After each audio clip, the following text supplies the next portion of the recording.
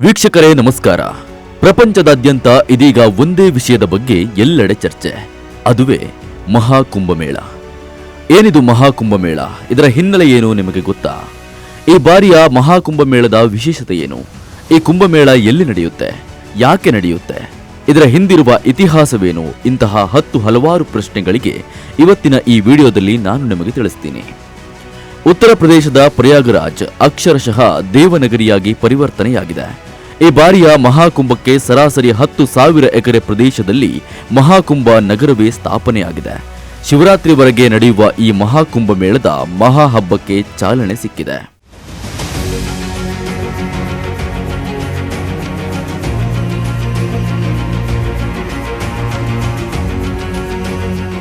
ನೂರ 44 ವರ್ಷಗಳಿಗೊಮ್ಮೆ ಬರುವ ಮಹಾಕುಂಭಕ್ಕೆ 45 ಕೋಟಿಗೂ ಹೆಚ್ಚಿನ ಭಕ್ತರು ಪಾಲ್ಗೊಳ್ಳುವ ನಿರೀಕ್ಷೆ ಇದೆ.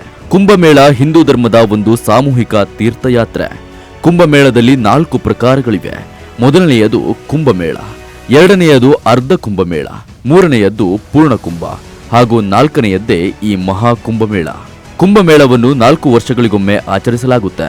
ಅರ್ಧ ಕುಂಭಮೇಳವನ್ನು 6 ವರ್ಷಗಳಿಗೊಮ್ಮೆ ಮತ್ತು ಪೂರ್ಣ ಕುಂಭಮೇಳವನ್ನು 12 ವರ್ಷಗಳಿಗೊಮ್ಮೆ ಆಚರಿಸಲಾಗುತ್ತದೆ. ಆದರೆ ಸದ್ಯ ಜರುಗುತ್ತಿರುವ ಈ ಮಹಾಕುಂಭಮೇಳ ಸರಾಸರಿ 144 ವರ್ಷಗಳಿಗೊಮ್ಮೆ ಜರುಗುತ್ತದೆ.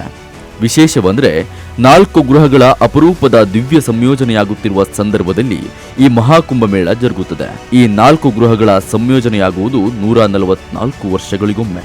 ಆದ ಕಾರಣ ಈ ಬಾರಿಯ ಮಹಾಕುಂಭಮೇಳ ಈ ಶತಮಾನದ ಕೊನೆಯ ಮಹಾಕುಂಭಮೇಳ. ಮತ್ತೆ ಈ ಮಹಾಕುಂಭ ಬರುವುದು 144 ವರ್ಷಗಳ ನಂತರ, ಅಂದರೆ ನಮ್ಮ 2 ಪೀಳಿಗೆಗಳ ಹೊತ್ತಿಗೆ. ಹಾಗಾದ್ರೆ ಬನ್ನಿ, ಇನ್ನೂ ಹೆಚ್ಚಿನ ಮಾಹಿತಿ ನಿಮ್ಮ ಮುಂದೆ ಇಡ್ತೇನೆ.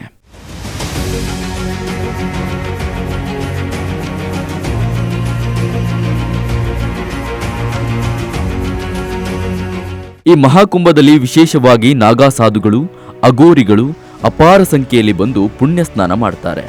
ಈ ನಾಗಾ ಸಾಧುಗಳು ಮತ್ತು ಅಗೋರಿಗಳು ಯಾರು, ಇವರ ಹಿನ್ನೆಲೆ ಏನು ಮತ್ತು ಕುಂಭಮೇಳ ಹೇಗೆ ಶುರುವಾಯಿತು ಅನ್ನೋದನ್ನ ಇದೀಗ ತಿಳಿದುಕೊಳ್ಳೋಣ. ಮಧ್ಯಕಾಲೀನ ಹಿಂದೂ ಧರ್ಮಶಾಸ್ತ್ರದ ಪ್ರಕಾರ ಅಸುರರು ಮತ್ತು ದೇವತೆಗಳ ಮಧ್ಯೆ ಸಮುದ್ರ ಮಂಥನ ಜರುಗಿದಾಗ ಅಮೃತದ ಕುಂಭವನ್ನ ಅಂದ್ರೆ ಮಡಿಕೆಯನ್ನ ಇಂದ್ರದೇವ ಮೋಹಿನಿಯ ರೂಪದಲ್ಲಿ ಬಂದು ಹೊತ್ತೊಯ್ಯುತ್ತಿರುವಾಗ ಅಮೃತದ 4 ಹನಿಗಳು ಭೂಮಿಯ ಮೇಲೆ ಬೀಳುತ್ತದೆ. ಆ 4 ಪವಿತ್ರ ಸ್ಥಳಗಳೇ ಹರಿದ್ವಾರ, ಪ್ರಯಾಗರಾಜ್, ನಾಸಿಕ್ ಮತ್ತು ಉಜ್ಜಯಿನಿ. ಈ ಸ್ಥಳಗಳು ಒಂದು ನಿರ್ದಿಷ್ಟ ಅತೀಂದ್ರಿಯ ಶಕ್ತಿ ಮತ್ತು ಆಧ್ಯಾತ್ಮಿಕ ಮೌಲ್ಯವನ್ನು ಪಡೆದುಕೊಂಡವು. ಈ ಕಾರಣಕ್ಕಾಗಿ ಪ್ರತಿ 12 ವರ್ಷಗಳಿಗೊಮ್ಮೆ ಈ 4 ಸ್ಥಳಗಳಲ್ಲಿ ಕುಂಭಮೇಳವನ್ನು ಆಚರಿಸಲಾಗುತ್ತದೆ. ಕುಂಭಮೇಳದ ಸಮಯದಲ್ಲಿ ಅಲ್ಲಿ ಸ್ನಾನ ಮಾಡಿದ ನಂತರ ಮೋಕ್ಷ ಪ್ರಾಪ್ತಿಯಾಗುತ್ತದೆ ಎಂದು ಜನರು ನಂಬುತ್ತಾರೆ. ಈ ಕುಂಭಮೇಳಕ್ಕೂ ನಾಗಾ ಸಾಧುಗಳಿಗೂ ಮತ್ತು ಅಗೋರಿಗಳಿಗೂ ಏನು ನಂಟು? ಎಲ್ಲಿಯೂ ಗೋಚರಿಸದ ಕೆಲ ಸಾಧುಗಳು ಕುಂಭಮೇಳದಲ್ಲಿ ಕಾಣಿಸಿಕೊಳ್ಳುವುದು ಹೇಗೆ? ನಾಗಾ ಸಾಧುಗಳಿಗೂ ಮತ್ತು ಅಗೋರಿಗಳಿಗಿರುವ ವ್ಯತ್ಯಾಸವೇನು? ಇದೆಲ್ಲದರ ಮಾಹಿತಿ ನಿಮ್ಮ ಮುಂದೆ ಇಡ್ತೇನೆ.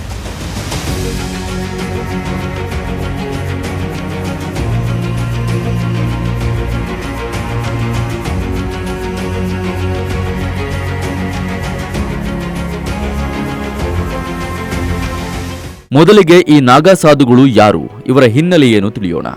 ಹಿಂದೂ ಧರ್ಮದಲ್ಲಿ ಹಲವಾರು ರೀತಿಯ ಸಾಧುಗಳನ್ನು ನಾವು ನೋಡಿರ್ತೇವೆ. ಆದರೆ ಎಲ್ಲಾ ಸಾಧುಗಳಿಗಿಂತ ನಾಗಾ ಸಾಧುಗಳ ತಪಸ್ಸು ಮತ್ತು ಜೀವನ ಶೈಲಿ ತುಂಬಾ ವಿಭಿನ್ನ ಮತ್ತು ಕಷ್ಟಕರ. ಇನ್ನು ಈ ಮಹಾಕುಂಭಮೇಳದ ಆಕರ್ಷಣೆಯ ಕೇಂದ್ರ ಬಿಂದುವೆಂದರೆ ನಾಗಾ ಸಾಧುಗಳು. ಕುಂಭಮೇಳ ಆರಂಭವಾದಾಗ ಲಕ್ಷಾಂತರ ಸಂಖ್ಯೆಯಲ್ಲಿ ನಾಗಾ ಸಾಧುಗಳು ಆಗಮಿಸುತ್ತಾರೆ. ಹೀಗೆ ಕುಂಭಮೇಳದಲ್ಲಿ ಪಾಲ್ಗೊಂಡ ನಾಗಾ ಸಾಧುಗಳು ಕುಂಭಮೇಳ ಮುಗಿದ ಮೇಲೆ ಅಗೋಚರವಾಗಿ ಬಿಡ್ತಾರೆ. ಇವರೆಲ್ಲ ಎಲ್ಲಿಂದ ಬಂದ್ರು, ಎಲ್ಲಿಗೆ ಹೋದ್ರು ಎನ್ನುವುದೇ ಒಂದು ಯಕ್ಷ ಪ್ರಶ್ನೆಯಾಗಿ ಉಳಿಯುತ್ತದೆ. ಹಲವು ಮಾಹಿತಿಗಳ ಪ್ರಕಾರ ಉತ್ತರಾಖಂಡದ ಬೆಟ್ಟಗಳು ಮತ್ತು ಗುಜರಾತ್ನ ಕೆಲ ಸ್ಥಳಗಳಿಂದ ಈ ನಾಗಾ ಸಾಧುಗಳು ಬರ್ತಾರಂತೆ.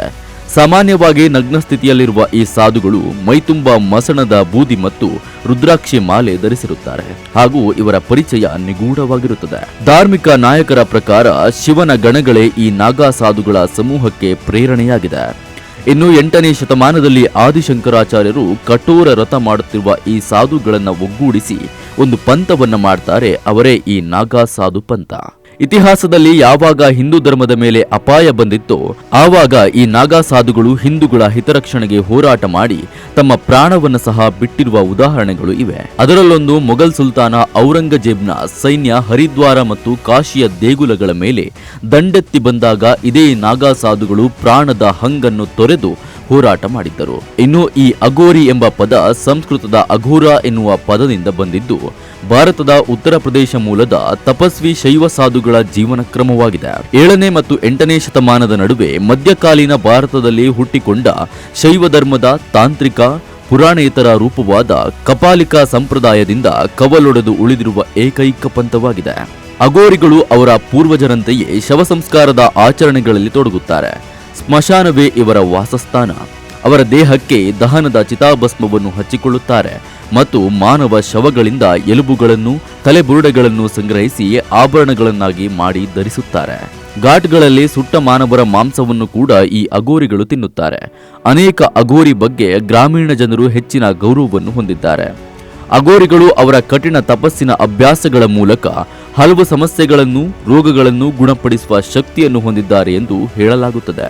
ಒಟ್ಟಾರೆಯಾಗಿ ಈ ಬಾರಿಯ ಮಹಾಕುಂಭ ಮೇಳ ಶತಮಾನದ ಅತ್ಯಂತ ವೈಭವ ಮತ್ತು ಪಾರಂಪರಿಕ ಆಚರಣೆಯ ಜೀವಂತ ಉದಾಹರಣೆ.